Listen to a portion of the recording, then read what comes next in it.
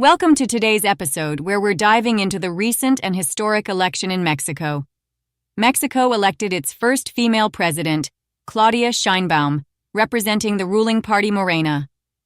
However, just hours after her victory, Yolanda Sanchez Figueroa, a female mayor, was shot 19 times in broad daylight.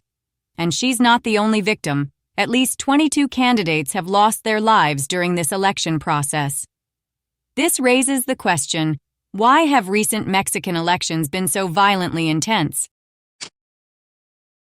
You might think you've heard it all about Mexico's notorious drug lords, but this time it's different. Previously, the violence in Mexico was mostly gang-related turf wars. Now, political figures are directly targeted.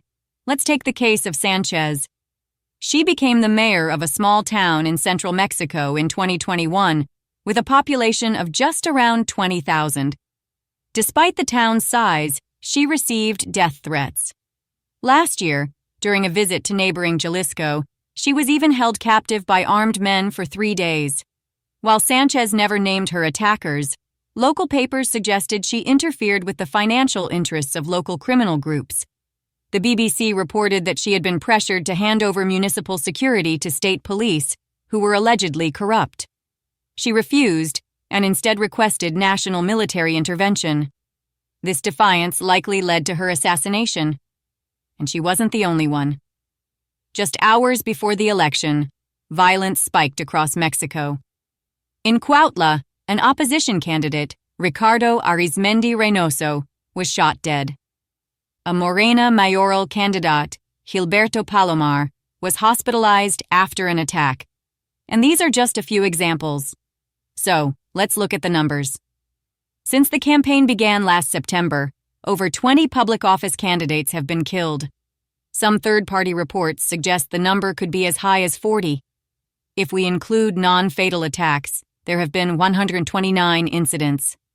This violence led presidential candidate Xochitl Gálvez to criticize MORENA for mismanaging the country over the past 6 years. Data shows that during the first 4.5 years of their administration, there were over 160,000 homicides, more than the previous government. So why is this election so violent?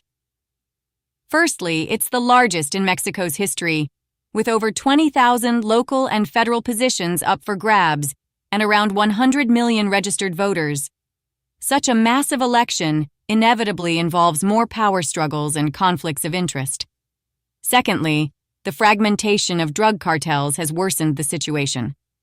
According to scholar Tony Payan, Mexico's prolonged drug war has splintered the big cartels into smaller, competing factions. These groups are now vying for power, increasing the violence. Much of this election violence has concentrated in 5 states with significant criminal activity. Local governments handle many development and security tasks, so candidates for these positions are prime targets. Thirdly, the ruling party's leniency towards drug cartels has also contributed to the violence. President Andrés Manuel López Obrador, or AMLO, is known for his hugs not bullets policy, aiming to combat drug cartels with love instead of violence. However, this approach has made criminals feel they can act with impunity. The BBC's Vanessa Bush-Schluter noted that while AMLO's policy intended to provide stable incomes to deter people from joining criminal organizations, it hasn't effectively addressed the violence. Instead, AMLO has continued to rely on the military to handle security issues, similar to previous administrations. Despite these challenges, Sheinbaum won the election with nearly 60% of the vote, the highest in over a decade. Why did Mexican voters still choose MORENA? Simply put, they found the opposition even less appealing, and MORENA's ability to mobilize voters played a significant role. Let me give you a quick intro to Claudia Sheinbaum, the newly elected president. She's a scholar specializing in climate change. She served as the environmental secretary under AMLO when he was the mayor of Mexico City, and later became the city's mayor herself in 2018. Her victory is largely credited to AMLO's strong support. AMLO, Mexico's first left-wing president in 70 years, gained popularity with his populist policies, such as cutting his own salary by 60% selling the presidential plane, and not living in the presidential palace. These actions helped him defeat the conservative Institutional Revolutionary Party, PRI, which had dominated Mexican politics for over 70 years. After his election, AMLO implemented extensive social welfare programs, lifting millions of Mexicans out of poverty and doubling the minimum wage. These efforts garnered widespread support, which has now translated into support for Sheinbaum. Research indicates that if not for the constitutional limit of a single presidential term, AMLO could have easily won re-election. Even though the election violence made 60% of voters feel unsafe, many still believe AMLO's claims that these attacks are the result of collusion between criminal groups and the previous government.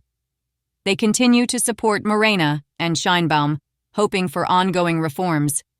However, Sheinbaum faces significant challenges as president. She lacks AMLO's charismatic appeal, leading some to fear she might become his puppet. More critically, AMLO's extensive social welfare programs have drained financial resources. Now, Sheinbaum's plans to build schools and hospitals face the daunting question of funding. Moreover, Mexico's greatest pressure comes from the United States. Former President Trump has already threatened military action against fentanyl production in Mexico and aims to deport millions of Mexican immigrants. Additionally, China's use of Mexico for transshipment has prompted Trump to consider imposing 100% tariffs on Mexican-made Chinese cars. How Mexico, which has benefited from the U.S.-China trade decoupling, will respond remains to be seen. One thing that stands out in this election is the bravery of many Mexican candidates. Despite facing threats, they continue to run for office. One candidate, Cynthia Juarez, told the BBC that her friend Moises, who initially planned to run, was kidnapped and found dead in a mass grave. Though she fears for her life, she believes in democracy and wants to improve her hometown. Many countries struggle with violence and poverty, with people resorting to crime out of desperation. Addressing these issues requires economic reform, which is difficult in resource-limited nations. AMLO's approach has been to tackle poverty first, a strategy that has received public support. Let's hope this can lead to lasting change and reduce violence in Mexico. Thanks for tuning in today. See you next time.